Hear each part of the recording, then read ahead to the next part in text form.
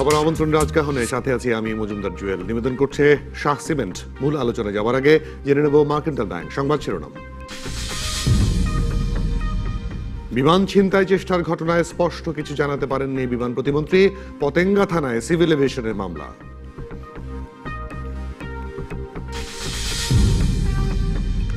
এখনই রাসায়নিক সরাতে নারাজ পুরান ঢাকার ব্যবসায়ীরা, না সরালে গ্যাস, বিদ্যুৎ, পানি সংযোগ বিচ্ছিন্নের হুমকি। ডাকসু নির্বাচনে প্যানেল দিয়েছে ছাত্রদল। ছাত্রলীগের মনোনয়ন বঞ্চিতদের একটি অংশের আলাদা প্যানেল ঘোষণা।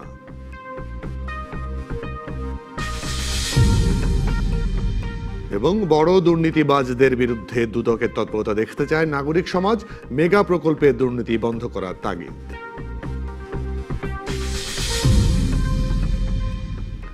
2009 সালের 25 এবং 26 ফেব্রুয়ারি পিলখানায় বিডিআর সদর দপ্তরের নারকীয় হত্যাকাণ্ডে 57 জন সেনা কর্মকর্তা সহ 74 জন প্রাণ হারানোর ঘটনার 1 দশক পূর্ণ হলো। দরবার হল থেকে বিদ্রোহ শুরুর পর তৎকালীন বিডিআর জওয়ানরা দুদিন ধরে কর্মকর্তাদের হত্যা, বাড়িঘরে লুটপাট এবং ভাঙচুর চালায়। সেনাবাহিনী গঠিত তদন্ত আদালত সকল বাহিনীতে বিদ্রোহের শাস্তি, মৃত্যুদণ্ড করতে এবং আগাম তথ্য দিতে ব্যর্থ গোয়েন্দা সংস্থাগুলোকে পুনর্গঠন করে সুনির্দিষ্ট দায়িত্ব দিতে সুপারিশ করে।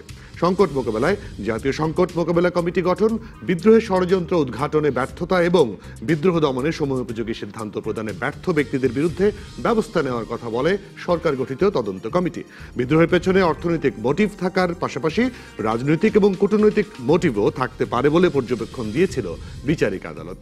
উচ্চ আদালতের পর্যবেক্ষণে বলা হয়, সেনাবাহিনী বিডিআরকে সাংঘর্ষিক অবস্থানে দাঁড় করিয়ে দেশের আইন শৃঙ্খলা পরিস্থিতির অবনতির মাধ্যমে শেখ হাসিনার নেতৃত্বাধীন গণতান্ত্রিক সরকারকে অস্থিতিশীল করার জন্য এই ঘটনা ঘটানো হয়েছিল।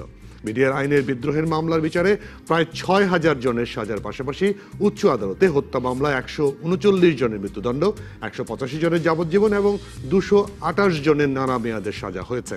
কিন্তু 10 বছরেও মাত্র সাক্ষ্য গ্রহণ পর্যায়ে রয়েছে বিস্ফোরক দ্রব্য আইনের মামলাটি।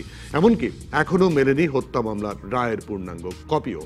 অ্যাটর্নি জেনারেল মাহবুব আলম শতাধিক লোকের ফাঁসির এই রায়ের জন্য বিচারপতিদের সময় নেওয়াটা খুবই স্বাভাবিক বলে মন্তব্য করলেও আসামি পক্ষের আইনজীবীরা বলছেন, রায়ের কপি না পাওয়ায় ছাড়া পাচ্ছে না খালাস পাওয়া 300 আসামি। এসব নিয়ে আলোচনায় আজ রাজকাহন স্টুডিওতে আছেন সাবেক সেনাপ্রধান অবসরপ্রাপ্ত লেফটেন্যান্ট জেনারেল হারুন রশিদ বীর প্রতীক, ঢাকা বিশ্ববিদ্যালয়ের ক্রিমিনোলজি বিভাগের চেয়ারম্যান অধ্যাপক ডক্টর জিয়া রহমান এবং সুপ্রিম কোর্টের আইনজীবী ব্যারিস্টার তানজিবুল আলম। তিনজনকেই স্বাগত জানাই আজকের রাজকাহন স্টুডিওতে।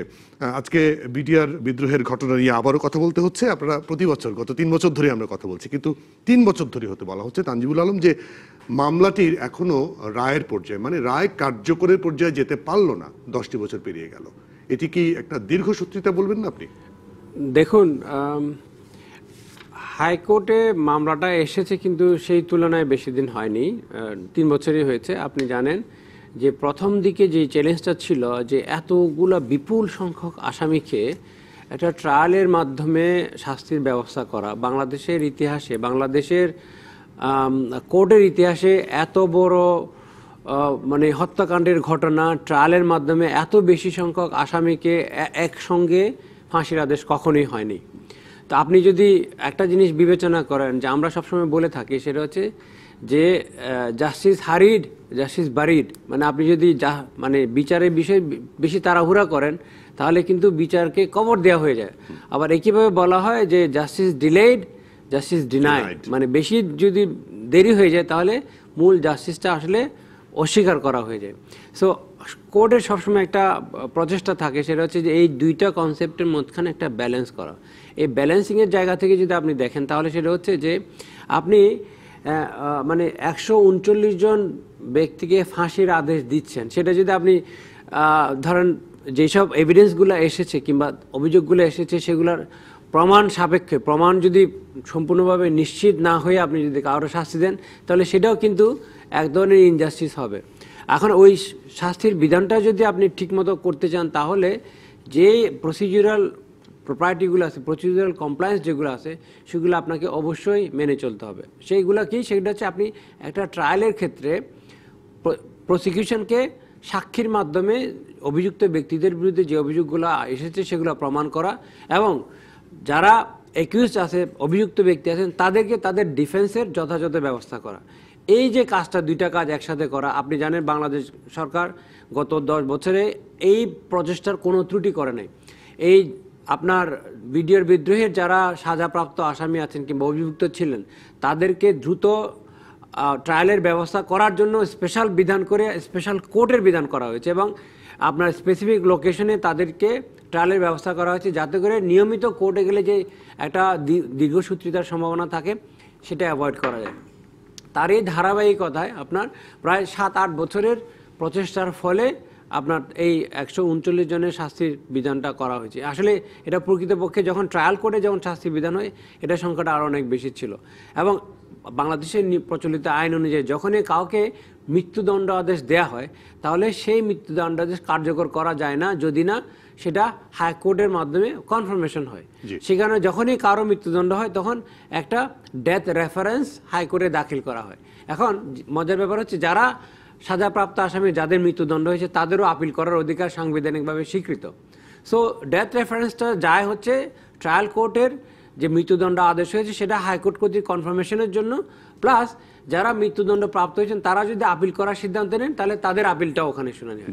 এখন এই যে ডেথ রেফারেন্স এবং ক্রস আপিল দুইটা একসাথে শুনানি করার জন্য পেপার বুক তৈরি করতে হয়।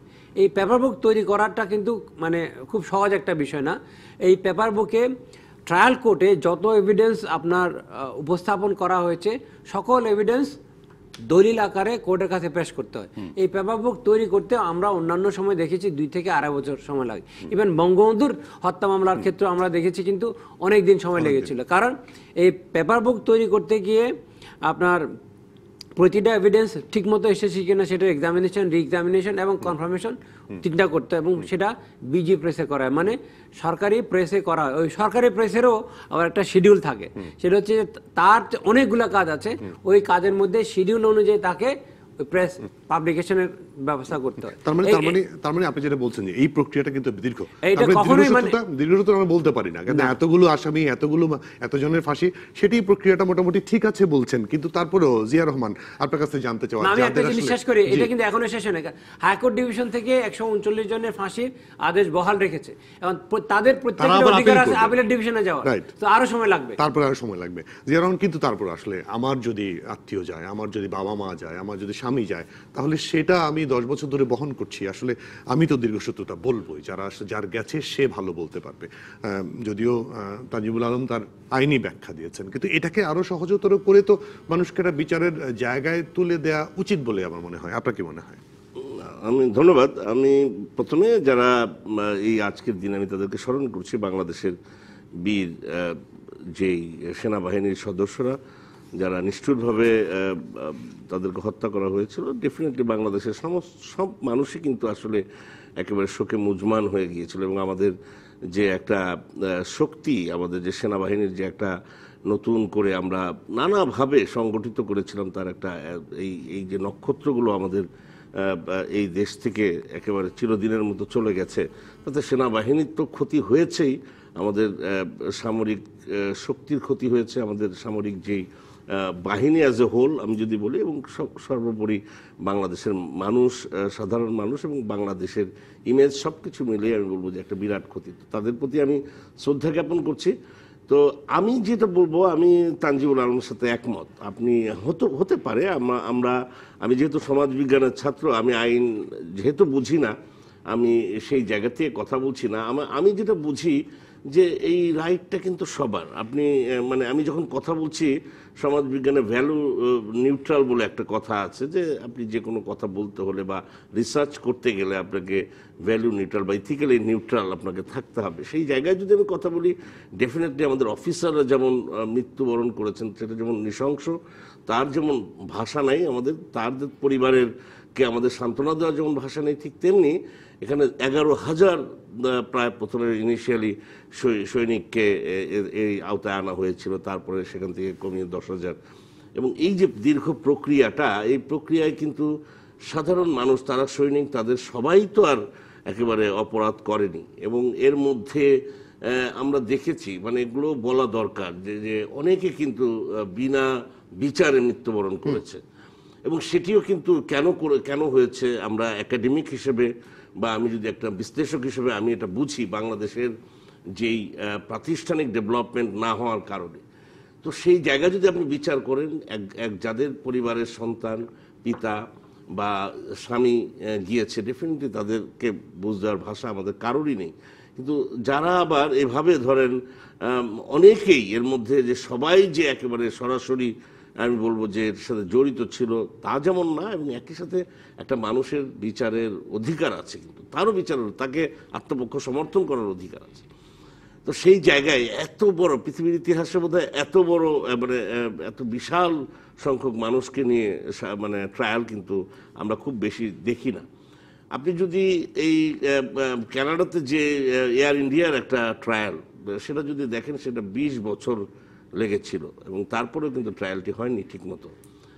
সেখানে ওই যে শিখ যে বিচ্ছিন্নতাবাদী তারা একটা প্লেন হাইজ্যাক করে তাকে প্লেন বোমা মেরে উড়িয়ে দেয় এবং সেখানে সমস্ত যাত্রী প্রায় 322 এরকম যাত্রী কিন্তু তারা মৃত্যুবরণ করে। এবং সেটা কিন্তু আমি যেটা বলেছি একেবারে আপনি মানে main stream society Canadian versus একটা ইমিগ্র্যান্ট সোসাইটি, তাদের সাথে তো সেটা হতে কিন্তু আমি বলেছি যেটা 20 বছর। তো কাজেই আপনি যখন হিউম্যান রাইটসের কথা বলবেন, আপনি যদি বিচারের কথা বলবেন, আমি মনে করি যে এটা ডেফিনেটলি যেটা আমরা সবাই এটা কামনা করি যে জাস্টিস ডিনাইড, জাস্টিস মানে হারিড, জাস্টিস বারিড, এটাও যেমন আমরা চাই না, ঠিক একইভাবে জাস্টিস ডিনাইড এটাও আমরা চাই না।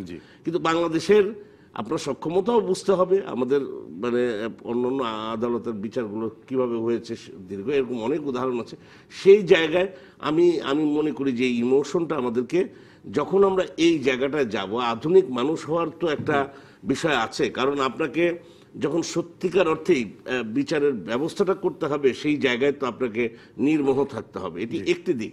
আমি যেহেতু বলেছি আমি যে বিচারের বাইরেও আমি সেই সময় কানাডাতে ছিলাম এবং তার পরের দিনে আমি এই জায়গাটাতে আমি পরে আসি। আমি একটু লেফটেন্যান্ট জেনারেল হারুন রশিদ আপনার কাছ থেকে আসতে চাই, যেটা আসলে দুজনই বললেন যে একটা দেরিতে হচ্ছে, এটি আসলে মানুষকে বুঝতে যাবে না। কিন্তু মাননীয় প্রধানমন্ত্রী যখন প্রথম প্রধানমন্ত্রী হিসেবে দায়িত্ব নিলেন, তাকে বলা হয়েছিল যে সরাসরি বঙ্গবন্ধু হত্যাকাণ্ডে বিচার করে ফেলা। তিনিও কিন্তু বলেছেন যে না, আমি স্বাভাবিক বিচার প্রক্রিয়ার মাধ্যমে এই বিচার প্রক্রিয়া চাই। সেটি যদি উনি তার বাবা তার পরিবারের হত্যাকাণ্ডের ব্যাপারে তিনি এটি পালন করেছেন, সেটি এখন যারা পালিত হচ্ছে তাদের 10 বছর হয়েছে, আরও নিশ্চয়ই কিছু বছর লাগবে। আপনি কেমনটা দেখেন যে একজন সেনা সদস্যদের মৃত্যুর বিষয়ে বাইরে যেটি সাধারণ কোর্টে মামলা চলছে এবং সেখানে বিচার হচ্ছে, সেটি দীর্ঘায়িত হচ্ছে, আপনারা কি সেটি আশা করেন বা আশা করেন না, বা কী ধরনের দাবি আপনাদের থাকে? প্রথমত 25-26 ফেব্রুয়ারি 2009 সালে যারা শহীদ হয়েছেন তাদের সকলের আত্মার স্মৃতির প্রতি শ্রদ্ধা রেখে কথা বলছি। বিচার একটা স্বাভাবিক প্রক্রিয়া আছে, আর অস্বাভাবিক প্রক্রিয়া হতে পারে আপনি একটা স্পেশাল ট্রাইব্যুনাল দিয়ে বিচার শেষ করে দিলেন। আরেকটা হচ্ছে আমাদের যে বিচারিক সিস্টেম, এটা কিন্তু আমরা উত্তরাধিকার সূত্রে পেয়েছি ব্রিটিশ আমল থেকে। ব্রিটিশে ছিল, ইন্ডিয়া মানে পার্টিশনের আগে ছিল, পাকিস্তানে ছিল, সেটা এখানে হচ্ছে আপনার নিম্ন আদালত, হাইকোর্ট, তারপরে সুপ্রিম কোর্টের পরে আবার রিভিউর পরে মার্সি। তো এইটা যদি প্রক্রিয়াটা যদি আপনি কোনো এক জায়গায় ব্রেক করেন, তাহলে বলা হলো একটা অস্বাভাবিক প্রক্রিয়ায় আপনি জিনিসটা করেছেন। আমার মনে হয় সরকার যেটা চেয়েছে যে স্বাভাবিক প্রক্রিয়ার মাধ্যমে বিচার কার্যকে কোনো রকমের প্রভাবিত না করে যে বিচারটা হবে সেটাই সঠিক হবে বলে ধারণা করা হয়। এখানে একটা জিনিস দেখবেন, এখানে এত সংখ্যক অপরাধীকে আনা হয়েছে, প্রথম 6000 সৈনিককে স্ক্রিন আউট করার পরে 800-তে আনা হয়েছে। এখন এই 800-র মধ্যে কিন্তু প্রত্যেকটাকে ইন্ডিভিজুয়ালি ট্রাই করা হয়েছে, এটি কিন্তু সমষ্টিগতভাবে ট্রাই করা হয় না। ইন্ডিভিজুয়ালি ট্রাই মানে কি, ধরেন এখন আমরা 4 জনের জন্য যদি একটা কেস হয়, আবার 4 জনের যদি যে 4টা কেস হয়, তাহলে এটা ভিন্ন। এখানে কিন্তু 800 জনের 800টা কেস একটা করে আমরা দেখতেছি, কিন্তু বিডিআর হত্যা মামলার কেস, কিন্তু কোর্টে যখন যাচ্ছে বিডিআর হত্যা মামলার কেসে হারুন একজন, জিয়া আরেকজন, তাজিবুল আরেকজন, ওইভাবে কিন্তু আপনাকে করতে হয়েছে। যে আমাদের ব্যারিস্টার সাহেব এক্সপ্লেন করেছেন, এখানে যে সিস্টেমটা হচ্ছে প্রসিকিউটর প্রমাণ করবে, ডিফেন্ডেন্ট ডিনাই করবে, এবং দুইটার মাঝখানে বুঝাবুঝি হওয়ার পরে বিচারক তার রাইটে দেবে। এখন প্রসিকিউটর কতজন উইটনেস আনবেন, কতজনকে হাজির করবেন, এখানে কিন্তু আইন কোনো বাধা দিচ্ছে না। আপনি যতজন উইটনেস চান ততজন আনতে পারেন। আবার ডিফেন্ডেন্ট যদি বলে যে না আমি 20 জন বা 30 জন, হ্যাঁ একটা পর্যায়ে হয়তো বিচারক বলে যে ঠিক আছে আমি আপনাকে লিমিট করে দিচ্ছি, এরপরে আপনি পারবেন না, যাতে দীর্ঘসূত্রিতা না হয়। তো এখানে এত বড় একটা বিচার কার্য পরিচালনা করা হচ্ছে, আমি তো মনে করি 10 বছর আমরা যতটুকু অগ্রসর হয়েছি সেটা যে কোনো তুলনায় যে কোনো স্ট্যান্ডার্ডে আমরা দ্রুত গতিতে গিয়েছি। এখন কিন্তু একটা জিনিস বুঝতে হবে, সেটা হলো হাইকোর্টের বিচার কাজ শেষ, প্রায় 1.5 বছর আগে রায় হয়ে গেছে। এই 1.5 বছরে রায়টা লেখা হচ্ছে, এবং এই রায়টা লিখতে গিয়ে যে কাজগুলি করতে হয় সেটা ব্যারিস্টার সাহেব এক্সপ্লেন করেছেন। এটা একটা ডিকটেশন চিঠির মতো না, এখানে অনেক কিছু রিলেভেন্ট আপনাকে নিতে হবে। আমি যতটুকু শুনেছি বা মিডিয়ার মধ্যে যতটুকু পেয়েছি, রায়ের লেখাটাও মানে জ্যেষ্ঠ বিচারপতি যিনি উনি শেষ করে ফেলছেন, উনি শেষ করে ওনার সহকর্মীদের কাছে দিয়েছেন। এখন স্ক্রুটিনি চলতেছে, এখন 3 জন যখন একমত হবে তখন এটা স্বাক্ষরিত হবে। কিন্তু এরপরে যেটা হবে সেটা হলো, যেমন আসামির আপিল করার সুযোগ আছে, আবার বিচারিক আদালতে মানে হাইকোর্টে যদি কারো শাস্তি কমে যায় তখন প্রসিকিউটর বলবে যে না আমি হায়ার কোর্টে এনহান্সমেন্টের জন্য, তখন প্রসিকিউটর আবার আপিল করতে পারে। আমি এই জায়গাটা আমি আসলে একটা আসতে চাই, আমি 3 জনের কাছে আসবো। আসলে এই যে যেটা স্পেশাল ট্রাইব্যুনাল করা হলো, স্পেশাল ট্রাইব্যুনাল করে কিন্তু বিচার হয়েছে, তারপর হাইকোর্টে এসছে নর্মাল হাইকোর্টে, এবং আপিলে যদি যায় সেটা যদি আরো বড় হয়, সেখানে যদি এটা স্পেশাল বেঞ্চ করে দিয়ে শুধু এই মামলাটি নিষ্পত্তির জন্য করা যায়, এটি করা যায় কিনা আমি 3 জনের কাছে প্রশ্ন রাখবো। আমি বিরতি নিয়ে এসে আমি সঙ্গে থাকবো, আমি ফিরছি শীঘ্রই। আবারও স্বাগত রাজকাহনে। আজকে আমাদের অতিথি লেফটেন্যান্ট জেনারেল অবসরপ্রাপ্ত হারুন রশিদ বীর প্রতীক, ডক্টর জিয়া রহমান এবং ব্যারিস্টার তানজিবুল আলম। আমি যেটা আসলে বিরতিতে যাওয়ার আগে প্রশ্ন করেছিলাম লেফটেন্যান্ট জেনারেল হারুন রশিদ, আপনাকে দিয়ে আসলে জানতে চাই যে অবশ্যই তানজিবুল আলম এটা ভালো ব্যাখ্যা দিতে পারবেন যে আমি স্পেশাল কোর্ট যেহেতু ট্রাইব্যুনালটা করেছি, ট্রাইব্যুনালে বিচার হয়েছে, স্পেশালি হাইকোর্টে একটা বেঞ্চ স্পেশাল থাকলো, আপিল বিভাগের একটা স্পেশাল থাকলো, তারা তাড়াহুড়া করে বা কম সময়ের মধ্যে সেটা নিষ্পত্তি করে দিল। কিন্তু এখন যেটা হবে যে সাধারণ মামলার সঙ্গে কিন্তু এটা মার্চ করবে, তাতে আপনি লোয়ার কোর্টে যে কাজটা হয়েছে সেটা কিন্তু স্পেশাল ট্রাইব্যুনালে হয়েছে, কারণ এত বড় সংখ্যক মানুষ কোর্টে নিয়ে যাওয়া নিয়ে আসা, এটা কিন্তু একটা লজিস্টিক সমস্যা আছে, অনেক কিছু সেটা আপনাকে চিন্তা করতে হবে। সেটা কিন্তু স্পেশাল কোর্টের মাধ্যমে হয়েছে। কিন্তু আইন তো স্পেশাল না, আইন তো হচ্ছে দেশের প্রচলিত আইনের মধ্যেই আপনাকে ট্রায়াল দিতে হবে। আপনার হাইকোর্টে যদি আপনি স্পেশাল বেঞ্চ করেন, তার মানে আপনাকে আবার নতুন করে আরেকটা কোর্ট স্থাপন করতে হবে, নতুন জায়গায় নিতে হবে, নতুন অ্যাডমিনিস্ট্রেটিভ সেট আপ করতে হবে। এবং সেই হিসাবে যদি আমি জানি না, ব্যারিস্টার সাহেব এসে বললেন আবার সুপ্রিম কোর্টে যদি আবার আরেকটা স্পেশাল ট্রাইব্যুনাল করলেন, আবারও আপনাকে ল করে একটা স্পেশাল ট্রাইব্যুনাল করে, দেখেন আমরা যুদ্ধ অপরাধ বিচারের জন্য একটা স্পেশাল ট্রাইব্যুনাল করেছি, এটার জন্য আমাদের কত দিন অপেক্ষা করতে হয়েছে। শেষ পর্যন্ত পার্লামেন্টে ল করে, আইন করে, স্পেশাল ট্রাইব্যুনাল সেট করে, তারপরেও আপনার লজিস্টিক সাপোর্ট দিতে আমাদের প্রায় 1 বছর থেকে 1.5 বছর হয়ে গেছে। বর্তমান আওয়ামী লীগ সরকার ক্ষমতায় আসছে 2009 সালের জানুয়ারিতে, আমাদের ট্রায়াল শুরু করতে করতে 2010-এর প্রায় জুনে হয়ে গেছে। তো কাজেই এই লজিস্টিক সেট আপ করা, সব কিছু করা কিন্তু it is a time consuming factor, এটা আরও বেশি টাইম লাগবে। আমরা যেটা হয়তো বা যেটা বলতে পারি আর কি, সেটা হচ্ছে বিচারের যে টাইমিং, যে সেই টাইমিংটাকে হয়তো আরেকটু এক্সপ্যান্ড করে, যে উনি যেন প্রতিদিন বা এভরি অল্টারনেট ডেতে হিয়ারিং করতে পারেন, এটা সম্ভব হবে কিনা জানি না, কারণ উনি যা শোনেন সেটা নিয়ে তো ওনারও আমার কিছু নিজস্ব কাজকর্ম আছে। আসলে বাস্তব ক্ষেত্রে যে ঘটনাটা ঘটেছে, যে আপনি যদি সরকার এই মামলাতে যদি বিশেষ অ্যাটেনশন না দিত, তাহলে কিন্তু এখন ট্রায়ালও শেষ হতো না। আপনি জানেন যে এই ট্রায়ালটা করার জন্য স্পেসিফিক জাজকে অ্যাসাইন করে আলাদা আলাদা প্রেমিসে, আলাদা স্থাপনায় শুধুমাত্র এই মামলাটারই শুনানি করবে, অন্য কোনো মামলার শুনানি হবে না। দিনের পর দিন আপনার এই মামলার শুনানি হয়েছে। এটা কিন্তু বাংলাদেশের মানে জুডিশিয়ারির ইতিহাসে অভূতপূর্ব একটা ঘটনা, এবং এটার মাধ্যমে দুটো জিনিস সিকিউর করা গেছে। একটা হচ্ছে যারা অভিযুক্ত ব্যক্তি আছে তারা যেন কখনো এই অভিযোগটা করতে না পারে যে বাংলাদেশের একটা সাংবিধানিক ব্যবস্থায় তারা বিচার পায়নি। আবার একইভাবে যারা ভিকটিম আছে তাদের প্রতি আমার যথেষ্ট সিম্প্যাথি আছে, বাট তাদেরকেও যে জিনিসটা মাথায় রাখতে হবে সেটা হচ্ছে যে সরকার বলেই আইনের শাসনের বাইরে কোনোভাবে যেতে পারে না। সাংবিধানিক যে বিধানগুলো আছে সেটার বাইরে কাউকে ইচ্ছা করলেই সরকার ফাঁসি দিতে পারে না। আপনি যতই বলুন না কেন যে আমি দেখেছি তাকে এই খুনটা করতে, কিন্তু বিচার প্রক্রিয়ার বাইরে গিয়ে আপনি তাকে বলতে পারেন শুট করে তাকে তো সরকারের পক্ষ থেকে এই বিচারিক প্রক্রিয়াটাকে দীর্ঘসূত্রিতার আশ্রয় না নিয়ে যত আইনগতভাবে সকল প্রক্রিয়া সম্পন্ন করে যত দ্রুততার সঙ্গে বিচার প্রক্রিয়াটা সম্পন্ন করা সম্ভব সেটা করা হয়েছে। আপনি জানেন আপিলের ডিভিশন, হাইকোর্ট ডিভিশনে যখন এই মামলাটা নিয়ে আসা হয় তখন যদিও স্পেশাল কোনো বেঞ্চ করার নিয়ম হাইকোর্টের রুলে অ্যালাউ করে না, কিন্তু একটা বেঞ্চ অ্যাসাইন করা ছিল, তারা শুধুমাত্র মাসের পর মাস এই মামলাগুলো শুনানি করেছে। আপনি একটা জিনিস চিন্তা করেন, এখানে 139 জনের মৃত্যুদণ্ড কার্যকর হয়েছে, কিন্তু প্রকৃতপক্ষে 183 জনের আসলে মৃত্যুদণ্ড রেফারেন্স ছিল। ওইটার প্রত্যেকটা মৃত্যুদণ্ড রেফারেন্স হয়েছে, প্লাস ওইটার সাথে সাথে প্রত্যেকেরই আপিল ফাইল হয়েছে। এবং ইতিমধ্যে যারা অনেকে যাবজ্জীবন কারাদণ্ড প্রাপ্ত ছিলেন, অনেকে বিভিন্ন মেয়াদে কারাদণ্ড প্রাপ্ত ছিলেন, প্রত্যেকে কিন্তু তাদের সেন্টেন্সের বিরুদ্ধে আপিল করেছে। সব মিলিয়ে আপিলের সংখ্যা এবং মৃত্যুদণ্ড রেফারেন্সের সংখ্যা মিলিয়ে প্রায় 700 মামলা আপনার হয়েছে। আপনি যদি গড় হিসাবে চিন্তা করেন, যদি এখন বলা হয় যে আপনি একটা আপিল করছেন, মৃত্যুদণ্ড কনফারেন্স করছেন, এটা যদি পেপার বুকটাকে আপনাকে যদি প্লেস করতে হয়, কারণ আপিল ডিভিশন, হাইকোর্ট ডিভিশন যখন একটা মামলার বিচার করবে তখন ট্রায়াল কোর্ট তার এভিডেন্সগুলো মানে সাক্ষী যেগুলো আছে সেগুলো ঠিকমতো পর্যালোচনা করেছে কিনা, এবং একটার সাথে আরেকটা কানেক্টিং যে রেফারেন্স করোবোরেটিং যে এভিডেন্সগুলো থাকে সেগুলো ঠিকমতো অ্যাপ্রিসিয়েট করতে পেরেছেন কিনা, আইনের আলোকে যে সে যে সিদ্ধান্তে এসেছেন সেটাতে কোনো গলদ আছে কিনা, এটা প্রত্যেকটা মামলার ক্ষেত্রে দুই পক্ষের পার্সপেক্টিভ থেকে বিচার করতে হয়েছে এবং উভয় পক্ষকে শুনানির সুযোগ দেওয়া হয়েছে।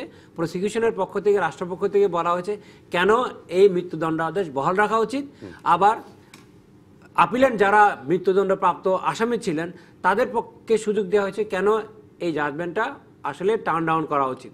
উভয় পক্ষকে শুনানি যদি আপনি দিতে চান তাহলে আমি মনে করি যে সময়ের মধ্যে হাইকোর্ট ডিভিশন এই মামলাগুলো নিষ্পত্তি করা হয়েছে সেটা হাইকোর্টের অবশ্যই ডেডিকেশনটা অ্যাপ্রিসিয়েট করতে হবে, এবং যে দুজন জাজ এই মামলার দায়িত্বপ্রাপ্ত ছিলেন তারা কিন্তু ওই সময়টুকুতে অন্য কোনো মামলা করেন নাই এবং শুধুমাত্র এই মামলাগুলো করতে ডেডিকেটেড ছিলেন এবং তারা দিনরাত পরিশ্রম করে মামলাটা শেষ করেছেন। এখন মজার ব্যাপার হচ্ছে আপনি একটা প্রশ্ন করেছেন সুপ্রিম কোর্টে, মানে আপিলের ডিভিশনে যদি এই মামলাটা নেওয়া হয় আলাদা বেঞ্চ করার উপায় আছে কিনা। দেখেন আপিলের ডিভিশনে বর্তমানে যে আপনার যে কথা বর্তমানে মোট আসলে 8 জন জাজ আছেন আপিলের ডিভিশনে এবং ওনারা 2টা বেঞ্চে বসেন। হাইকোর্ট ডিভিশনের প্রায় আপনার 50টা বেঞ্চ থেকে যে সিদ্ধান্তগুলো হয় এই সিদ্ধান্তগুলোর আপিল হয়ে যায় হচ্ছে শুধুমাত্র 2টা বেঞ্চের কাছে। এই 2টা বেঞ্চের উপরে কাজের যে পরিমাণ চাপ, এটা যদি বিবেচনা করেন আপনার এখানে, যেহেতু আমাদের এখানে আপিলের ডিভিশনের জাজের সংখ্যা কম, আলাদা বেঞ্চ করে শুধুমাত্র এই মামলাগুলো দেখার জন্য ডেডিকেটেড বেঞ্চ দেওয়ার উপায় নেই। যা করতে হবে যখনই এই মামলাগুলো আপিল ডিভিশনে যাবে, এখানে একটা জিনিস বলে রাখছি, আমাদের সংবিধানের আলোকে যখনই হাইকোর্ট ডিভিশন কোনো মৃত্যুদণ্ড কনফার্মেশনের আদেশ দেয় কিংবা কোনো আপিল রিজেক্ট করে, তখন কিন্তু মানে আক্রান্ত ব্যক্তি যিনি আপনার যার মৃত্যুদণ্ড আদেশ হয়েছে তার কিন্তু রাইট টু আপিল সরাসরি, যেহেতু আমরা একটা জীবন আপনি আসলে নিয়ে নিচ্ছেন, তাহলে তাকে জুডিশিয়ারির সর্বোচ্চ পর্যায় পর্যন্ত তার রায়টা ঠিক মতো হয়েছে এটা কনফার্মেশনের জন্য যেতে হবে। যদি হাইকোর্ট ডিভিশনে কোনো মামলা এমনিতে আপনার কোনো অর্ডার দেয় সেটার বিরুদ্ধে যদি আপনি আপিল করতে চান তাহলে আপনাকে লিভ টু আপিল করতে, মানে আপিল গ্রহণ করা হবে কি হবে না সেটার জন্য অনুমতি চাইতে হয়। কিন্তু একটা এক্সেপশন হচ্ছে, ওয়ান অফ দ্য 3টা এক্সেপশন আছে, একটা এক্সেপশন হচ্ছে যদি মৃত্যুদণ্ডাদেশ কনফার্মেশন হয় তাহলে সেটার বিরুদ্ধে সরাসরি আপিল হিসেবে গ্রহণ করা হয়। তার মানে হচ্ছে আপনার আপিলের ডিভিশনের পক্ষেও সামারিলি একটু করে শুনে মামলাটা রিজেক্ট করে দেওয়ার সুযোগ নেই, পুরোটা আবার শুনতে হবে। এক্স্যাক্টলি, এবং পুরোটা শুনতে হবে এবং এটাও অনেক লম্বা একটা প্রক্রিয়া এবং আপিলের ডিভিশনের মাত্র 2টা বেঞ্চ, এর বেশি বাড়ানোর কোনো স্কোপ নাই। তারপর আমরা আশা করবো যে আসলে গত তারের সময় এটি অবশ্যই সমাধান হবে। আমি একটু অন্য প্রসঙ্গে যাই। অধ্যাপক জিয়া রহমান, একটা কথা জনাব কাজল যিনি আসলে এটি রাষ্ট্রপক্ষের মূল আইনজীবী, তিনি বলেছেন যে তারা যখন অনুসন্ধান করতে গেছেন, তারা যখন আসলে হিয়ারিং করতে গেছেন, তারা বলেছেন যে তৎকালীন বিডিআর সদস্যদের মধ্যে এক ধরনের ক্ষোভ ছিল, বিক্ষোভ ছিল, দাবি দেওয়া ছিল, সেখান থেকেই বিস্ফোরণটা ঘটেছে। এটি একটা। এটার পাশাপাশি আরো কিছু পর্যবেক্ষণ যেটি আসলে বিচারিক আদালতে হয়েছে, হাইকোর্টও দিয়েছে, এটি পিছনে রাজনৈতিক উদ্দেশ্য, মোটিভ এগুলো আছে কিনা, সেই মোটিভগুলো কিন্তু এখনো আসলে আমরা দেখতে পাই না কোনোভাবে উঠে আসে। ইভেন সেনাবাহিনীর যে তদন্ত কমিটি হয়েছে সেটিরও কিন্তু এখনো প্রতিবেদন আমরা পাইনি, আমরা জানি না এটা কি অবস্থা। আপনি কি মনে করেন যে এটির কোনো কিছু ধামাচাপা হচ্ছে, কোনো কিছু পিছনে যেটি বলা হয়েছিল শুরু থেকে শেখ হাসিনা সরকারকে আসলে একটা অস্থিতিশীলতার মধ্যে ফেলে দেওয়ার মধ্যে এটা হয়েছিল, এই পিছনের লোকগুলো কি ধরা পড়েছে কিনা এখন পর্যন্ত? না, আপনি আমাকে একটু রিলিফ দিয়েছেন, কারণ যে আলোচনা হচ্ছিল আমি বরং ইন্টারেস্ট ফিল করছিলাম অন্য জায়গায়। কারণ আমি আপনাকে একটু রেফারেন্স দিয়েছিলাম যে আমি 2009 সালের 26শে ফেব্রুয়ারি আমি যখন কানাডাতে ছিলাম, আমি তখন পুরো জিনিসটা আমি সারা রাত অবজার্ভ করি, সমস্ত টেলিভিশনে দেখাচ্ছিল, এবং তারপরে আমি তাৎক্ষণিক আমি একটা কমেন্টস অন বিডিআর মিউটিনি এই নামে একটা আর্টিকেল, তখন এই আর্টিকেলটা ছাপাইতে যেও আমি চিন্তা করেছিলাম কোথায় দিব, অনেক চিন্তা ভাবনা করে, যে কারণ কে ছাপাবে ওই সময়, কারণ মূল বিষয়টি পুরোটাই একটা সমাজতাত্ত্বিক ব্যাখ্যা ছিল। তখন আমি আপনার ওই বাংলাদেশ টুডে বলে একটা পত্রিকা ছিল, খুব সার্কুলেশন এত বেশি ছিল না, কিন্তু আমি দেখলাম যে ফরচুনেটলি সেখানে একজন যে এডিটর তিনি কর্নেল দিদার, কর্নেল রিটায়ার্ড দিদারুল আলম বা দিদারুল ইসলাম এরকম নাম। তো আমি দেখলাম ফরচুনেটলি তার পরের দিনই সেটা পাবলিশ হলো, এবং সেই জায়গায় আমি যে কথাগুলো বলেছিলাম এখনো আমার মনে আছে, এবং আমি মনে করি যে এই জায়গাগুলো একেবারেই অসম্পূর্ণ থেকে গেছে। এগুলো টাচ করাটা খুবই জরুরি ছিল, কারণ এত মেসেজ আজকে যে আলোচনাটা আপনি করছেন না, আমি এর আর একটা জায়গা যেটা বেশ তানজিব এটাকে নানাভাবে এক্সপ্লেন করেছেন তার এক্সপার্টিসের জায়গা থেকে, আমি মনে করি এর মোরাল এবং ইথিক্যাল একটা জায়গা আছে। এই জায়গায় যে ম্যাসিভ একটা ঘটনা ঘটেছে, এটাকে যদি আপনি প্রকৃত অর্থেই আপনি একটা সিম্বলিক মানে এর একটা আবেদন ক্রিয়েট করতে চান সোসাইটির মধ্যে, যাতে কখনো এই জিনিস আর ফিউচারে না ঘটে, তার জন্যও কিন্তু আপনার এটাকে খুবই আমি বলবো নির্ময়ের সাথে এটা এই একটা বিচারিক প্রক্রিয়াটা করা দরকার। এটা শুধু মানে এটা সাধারণ অন্য 10টা কেসের মতো না। যাই হোক, আমি ওই জায়গায় যেটা লিখেছিলাম এখনো আমার মনে হয় যে আমার কাছে মনে হয় না যে, আমি একদম স্পষ্ট করে আপনাকে বলছি, আমার মনে হয় না যে এর পেছনে কোনো যে কনস্পাইরেসি থিওরি, ব্লেম গেম, এটা সবসময় আমি একজন সমাজবিজ্ঞানের ছাত্র, আমি খুব দায়িত্ব নিয়ে আমার এই পড়াশোনা যতটুকু আছে সেখান থেকে বলেছি, আমার মনে হচ্ছে এটা আসলে একটা মিউটিনি ছিল। আমি এখন বিশ্বাস করি, আমি ওপেন বলছি, এটা একটা মিউটিনি ছিল। এর পেছনে হয়তো অনেকে এটাকে কাজে লাগিয়েছে, that's a different thing, but it was not a created mutiny. আমার এটা মনে হয়েছে, কারণ একটা মানুষের মধ্যে এই ব্রুটালিটিটা, যারা যে ব্রুটালিটিটা দেখিয়েছেন, নিঃসন্দেহে এটা আমাদের মানে সবার এটা ঘৃণায় আমরা মাথা নত হয়ে গেছে। কিন্তু আপনি একটা মানুষ কখন এই কাজগুলো করে, এবং ভেরি ইন্টারেস্টিং, আপনি দেখবেন যে তারা যখন মুখ ঢেকে সাংবাদিকরা গিয়েছে, সংবাদকর্মীরা তারা রেফার করছে মোজাফফর আহমেদের সাথে আমরা কথা বলবো। আপনারা মোজাফফর আহমেদ সাহেব কেনে দেন, মোজাফফর আহমেদ চৌধুরী যিনি ঢাকা বিশ্ববিদ্যালয়ের অধ্যাপক ছিলেন, তখন টকশো হতো। তো আলটিমেটলি পুরো আমাদের মিলিটারির যে একটা কলোনিয়াল যে লিগেসি, এটা পুলিশ বাহিনীতেও আছে, পুলিশ বাহিনীতে আরো খারাপ অবস্থা আছে, মিলিটারি আমি মনে করি যে ধীরে ধীরে আরো আধুনিক হচ্ছে, কিন্তু এই যে একটা মনস্তত্ত্ব এটা দীর্ঘদিন ছিল, এবং একই সাথে বিডিআর ফোর্সের যে আইডেন্টিটি একটা ক্রাইসিস ছিল, সেটা একটা সিভিয়ার ক্রাইসিস ছিল বলে আমি মনে করি। তো সেই জায়গাগুলো আসলে এমনকি যারা এই তদন্ত করেছেন বা তদন্তের, আমার কাছে এই তদন্তগুলো খুব কম্প্রিহেন্সিভ মনে হয়নি, মানে খুব খুব ভেতরে ঢোকার প্রক্রিয়াটা আমার মনে হয় না হয়েছে। কারণ যে প্রক্রিয়ায় এই ঘটনাটা ঘটেছে এর মধ্যে যে বিভৎসতা, এর যে ব্রুটালিটি, এটা আমার মনে হয় যে একটা চরম ক্ষোভ এবং দুঃখ, এবং যে ওই যে ডাল ভাত কর্মসূচি যেটা ছিল, এই সব কিছু মিলে আমার কাছে মনে হয়েছে। এবং বিডিআর সবচেয়ে বড় যে বিডিআর মানে নানা রকম, আমি এগুলো এই ওপেন বলতে চাই না, কারণ বিডিআর সম্পর্কে এখন যে বিজিবি হয়েছে, একসময় আমরা জানি অফিসারদের ওখানকে পোস্টিং দেওয়া হয়, এ ধরনের নানা রকম ডিসকোর্স চালু আছে।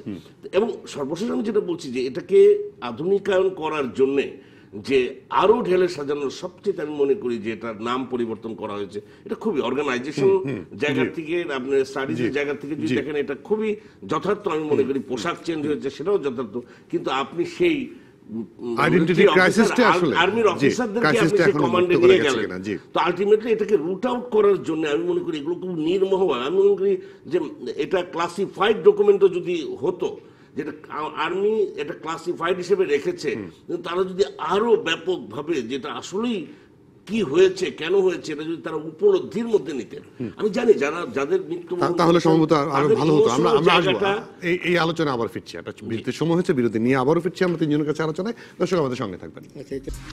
আবারও স্বাগত রাজকাহনে।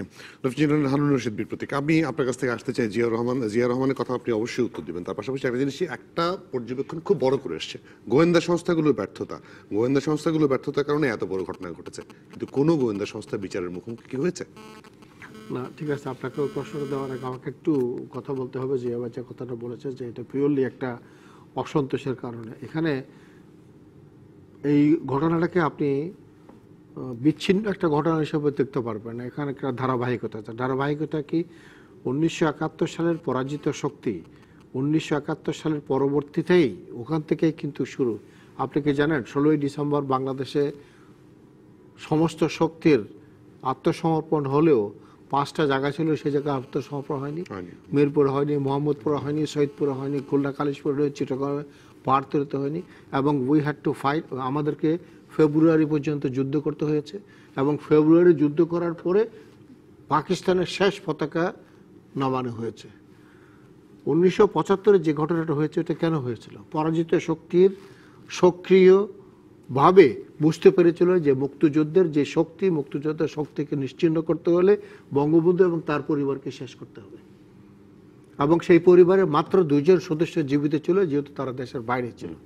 এই 2 জন সদস্য পুনর্বাসিত হলো 1996-তে এসে। এবং 1996-এর পর থেকে যদি আপনি দেখেন, একটার পর একটা যে ঘটনাগুলো ঘটছিল, আপনি দেখেন চিটাগাং লালদিঘির মাঠে যে 12 জন লোকের মৃত্যু হলো, সেখানে কিন্তু শেখ হাসিনা মিরাকুলাসলি বেঁচে গেল। আপনি তার পরবর্তীতে দেখেন কোটালীপাড়াতে যে বমটা দিল, সেটা 21শে আগস্টের মামলা দেখেন। তো এটা সবকিছু কিন্তু একটার সাথে একটা ধারাবাহিকতা আছে। আমি লম্বা কথা বলতে পারবো না। 2008 সালে আওয়ামী লীগ যখন তার নির্বাচনী ম্যানিফেস্টো যখন ঘোষণা করে, সেই ঘোষণাতে কিন্তু দেওয়া ছিল যে এবার যদি আমি ক্ষমতায় এসে যুদ্ধ অপরাধের বিচার হবে এবং বঙ্গবন্ধু হত্যার বিচার হবে। এখন যারা যুদ্ধ অপরাধের বিচার এবং বঙ্গবন্ধুর হত্যার বিচার হবে না বলে গ্যারান্টি দিয়েছিল, এই বাংলার মাটিতে কেউ তাদের বিচার করতে পারবে না, তারা যখন দেখলো শেখ হাসিনা ক্ষমতায় এসে গেছে এবং তাকে যদি বেশি দিন সময় দেওয়া হয় সমস্ত কর্তৃত্ব নেওয়ার জন্য, সে শক্ত হয়ে যাবে, তার আগেই তাকে শেষ করে দিতে হবে। এবং এটা ছিল সেই অ্যাটেম্পট। এখন কথা হচ্ছে যে ডাল ভাতের প্রশ্ন আসলো কেন? তৎকালীন সময়ে এই যে কেয়ারটেকার সরকার ছিল, তারা কিছু ব্যবসা বাণিজ্য খুলেছিল। আমি বলবো না, এটা কোনোদিনই সিকিউরিটি ফোর্সের জন্য একটা দায়িত্বপূর্ণ কাজ। এবং এইখানে যারা দ্বিতীয়বার তৃতীয়বার ডিউটি করেছে দিনে, তাদের মধ্যে একটা সন্তোষ ছিল যে আমি কতবার ডিউটি করব, কারণ লোক সংখ্যা সেই সীমিত, আপনি কাজ বাড়িয়েছেন, এর মধ্যে একটা অসন্তোষ হতে পারে। কিন্তু আমার মনে হয় না পৃথিবীর এমন কোনো দেশ আছে যে দেশে বলবে আপনার অসন্তোষের কারণে আপনি বিদ্রোহ করতে পারেন, আপনি মানুষ খুন করতে পারেন, আপনি 57 জন মানুষ, 74 জন মানুষ, এটা কোনোদিনই হয় না। তো কাজে এইখানে যে ধারাবাহিকতা, আমি যেটা বলতে চাই সেটা হলো, দেখেন আজকে যে ট্রায়ালটা হচ্ছে, যার কথা বলা হচ্ছে, এটা কিন্তু ক্রিমিনাল ট্রায়াল, ক্রিমিনাল ইনভেস্টিগেশন। এখানে কিন্তু কোনো জুডিশিয়াল কমিশন করে বা এরকম জাতীয় একটা কমিশন করে কোনো ইনভেস্টিগেশন হয় না, যে ইনভেস্টিগেশনের মাধ্যমে আমরা জানতে পারতাম যে কারা এটা করেছে, কি কারণে হচ্ছে, কি উদ্দেশ্য করেছে, এটার লক্ষ্য কি ছিল, এবং শেষ পর্যন্ত কারা কারা এর মধ্যে ছিল। সে ধরনের কোনো কমিশন কিন্তু এখনো হয়নি।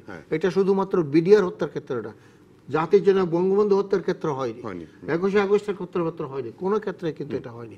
তো আজকের এই সুযোগে আমি বলবো যে এখনো সময় আছে, আমাদেরকে এরকম কমিশন করা উচিত, বিশেষ করে জুডিশিয়াল কমিশন করা উচিত, পেছনে ঘটনা বের করে নিয়ে আসা উচিত। জি তানজিব। হ্যাঁ, আপনার জুডিশিয়াল কমিশন অবশ্যই আপনার এটা ডিপেন্ড করে আপনি কোন পার্সপেক্টিভ থেকে দেখছেন। যে শাস্তি বিধান যেগুলো করা উচিত ছিল, কিংবা যাদেরকে আইনের আওতায় এনে আপনার একটা দৃষ্টান্তমূলক শাস্তি বিধান করা এবং দৃষ্টান্ত স্থাপন করা, যে পুলিশ ফোর্সে হন, বিডিআর হন, কিংবা আর্মির যেখানে হন না কেন, আপনি যদি দেশের প্রচলিত আইন পরিপন্থী কোনো কাজ করেন, তাহলে আপনাকে শাস্তি পেতে হবে। এই যে একটা রুল অফ ল প্রতিষ্ঠা করা এটা সরকারের জন্য খুবই জরুরি, এবং এটা আরো বেশি জরুরি যখন একটা ডিসিপ্লিন ফোর্স কিংবা প্যারামিলিটারি ফোর্স যখন এই ধরনের কোনো চেইন অফ কমান্ড ভঙ্গ করে এই ধরনের একটা বিদ্রোহের মতো করে কোনো ঘটনা ঘটে। সঞ্জীব ভাই, আমি একটু ইচ্ছে করে আমি যেটা বলছি আপনার সাথে আমি দ্বিমত পোষণ করি। এখানে দুই রকম হচ্ছে, একটা হচ্ছে ইনভেস্টিগেটর আর একটা হচ্ছে অ্যাক্টর। আমি ওইটাতে আসতেছি। আপনি যে যাদেরকে ট্রায়াল করতেছেন, যাদেরকে শাস্তি দিচ্ছেন, they are all actors, they are not the investigator. আমি ইনভেস্টিগেটররা সবাই ধরাছোঁয়ার বাইরে রয়ে গেছে। যে আমি ওই কথাটাই বলতে চাচ্ছিলাম, সেটা হচ্ছে যে আমাদের প্রথম ফেজে যারা এই ঘটনাটা ঘটিয়েছে তাদের শাস্তি বিধান করে তাদের ব্যাপারে একটা দৃষ্টান্ত স্থাপন খুব জরুরি ছিল। আমাদের ওই ফাইজটা এখন সম্পন্ন হয়েছে। এখন এটা দিয়ে শুধুমাত্র আপনি মানে কিউরটা করলেন যে একটা ঘটনা ঘটেছে, সেটা রিয়াকশনে আপনি শাস্তিটা বিধান করলেন, কিন্তু ফিউচারে আপনি মানুষ, আমরা একটা কথা বলেছিলাম, মানুষ হচ্ছে একমাত্র প্রজাতি যারা তাদের ভুল থেকে শিক্ষা নেয়। এখন আপনাকে যদি ভুল থেকে শিক্ষা নেয়, তাহলে আপনি ভুলটা কোথায় হয়েছে সেটা আগে ডিটেক্ট করতে হবে। ওই ডিটেক্ট করার স্টাডি, অনেকগুলো তদন্ত কমিটি হয়েছে, তারা বিভিন্ন পার্সপেক্টিভ থেকে আপনার বিভিন্ন রিপোর্ট দিয়েছে, কিন্তু কোনো সময় যেটা দেখা যায় সেটা হচ্ছে যে আপনি যদি একটা জিনিসকে মানে আপনার আমি কি বলবো আপনার ম্যাক্রো পার্সপেক্টিভ থেকে দেখতে চান, তাহলে কিন্তু আপনাকে একটা ডিস্টেন্স মেনটেন করতে হয়। আপনি ঘটনার পরপরই যদি সমাধান খুঁজে বের করতে পারেন, তখন আপনার ফোকাসের মধ্যে অনেক সময় টানেল ভিশন কাজ করতে পারে। সমাধান যদি আমাদের লং টার্ম যদি একটা সলিউশনের কথা বের করতে, তাহলে আমাদেরকে অবশ্যই ডিসপ্যাশনেটলি জিনিসটাকে দেখে এটার পূর্বাপর কার্যকারণ সম্পর্কগুলো বের করে ওখান থেকে স্টাডি করে আমাদেরকে বের করতে হবে যে ফিউচারে যদি আমরা এই ধরনের ঘটনা বন্ধ করতে চাই, তাহলে আমাদের কি পদক্ষেপটা নেওয়া উচিত। আসলে এই যে জেনারেল হারুন হোসেন বললেন যে পেছনের লোকগুলোকে বের করে আনা উচিত কিনা, হারুনের সাথে কিন্তু আমার একদম দ্বিমত নাই। আমি একটা জায়গায় উনি আমাকে মিসইন্টারপ্রেট করেছেন, উইথ ডিউ রেসপেক্ট। আমি কিন্তু কখনো এটা মিন করি নাই যে মানে এটাকে সমর্থনযোগ্য। মানে আমি বলছি যে এটা আইনের একেবারেই, কিন্তু আপনি পৃথিবীর যত রেগুলেশন হয়েছে সমস্ত রেগুলেশনে কিন্তু আইনকে তোয়াক্কা না করেই রেগুলেশন গুলো হচ্ছে। কিন্তু পিছনের লোকগুলোকে বের করা উচিত কিনা। Many fathers, failure has none. That's the reality. এবং একই সাথে আমি মিস্টার তানজিবের সাথে একমত। আপনি যখন এটাকে নিয়ন্ত্রণের মধ্যে এনেছেন, যখন এটা ফেল করেছে, মানে যারা এই কাজটা করেছে তাদেরকে এই প্রচলিত আইনের মধ্যে বিচার করতেই হবে। That is the rules of the law. মানে আপনি এই সভরেন কান্ট্রির যে ল, কিন্তু আপনি এটা করার পরে আমি যে কথাটা বলেছিলাম সেই জায়গাটা কিন্তু আমি জেনারেল হারুনের সাথে অ্যাবসলিউটলি একমত যে আপনাকে এই জুডিশিয়াল কমিশন করে, আমি ওটাই বলেছিলাম, আপনার ক্লাসিফাইড ডকুমেন্ট করেও আপনার এই মিলিটারি বা যে কোনো প্রতিষ্ঠানের ক্ষেত্রেই আমাদের যে বড় ধরনের যে সমস্যাগুলো আছে কিনা সেটা বের করা, এবং সেই জুডিশিয়াল কমিশন অন্য কোনো প্রক্রিয়া সেগুলো যাতে আর না হয় সেটাই খেয়াল রাখা উচিত। জিয়াউর রহমান, আপনাকে অসংখ্য ধন্যবাদ। তানজিবুল ইসলাম ধন্যবাদ, এবং জেনারেল হারুন রশিদ আপনাকে ধন্যবাদ আজকে আমাদেরকে সময় দেওয়ার জন্য। দর্শক আপনাকে ধন্যবাদ, আপনারা যারা এতক্ষণ আমাদের সঙ্গে ছিলেন। আপাতত বিদায় রাজকাহন থেকে। আগামীকাল রাত 10টায় আবার দেখা হবে রাজকাহনে, সঙ্গে থাকুন।